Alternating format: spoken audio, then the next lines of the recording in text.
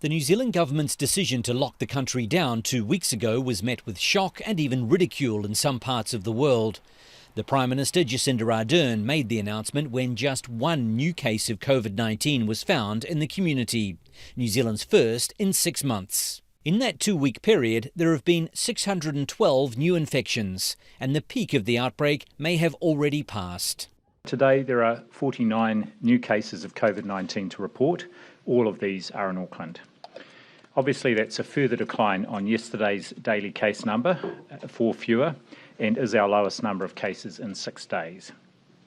It does provide a further reassuring indication that our public health measures are rapidly slowing the spread of the virus. The largest city, Auckland, where the outbreak started, will remain under lockdown for at least another 2 weeks. But for the rest of the country, restrictions will ease slightly, allowing some businesses to reopen under tight rules around mask wearing and contactless service. This outbreak started with New Zealand's first case of the Delta variant, which has seen big increases in infections and deaths in many countries. To try to prevent that happening here, the government moved quickly into a strict lockdown, which, like last year in the early stages of the pandemic, appears to have worked. In contrast, lockdown in Australia's worst affected state isn't working. The rules in New South Wales aren't as strict as New Zealand's and vary in different areas of the state.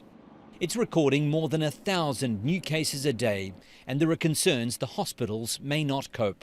These patients are some of the sickest we've ever seen. They require so much support and monitoring and physical care. We're in layers of PPE, sometimes for hours at a time. This is really physically hard work.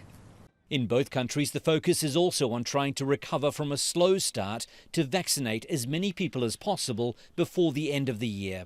To speed up the process, Australia announced an extra 500,000 doses of Pfizer vaccine will arrive this week in a swap deal arranged with Singapore.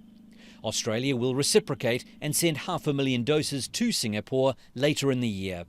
New Zealand's government says it may secure a similar deal with another country amid concerns its rapid increase in vaccination rates is dwindling supplies. Wayne Hay, Al Jazeera, Tauranga, New Zealand.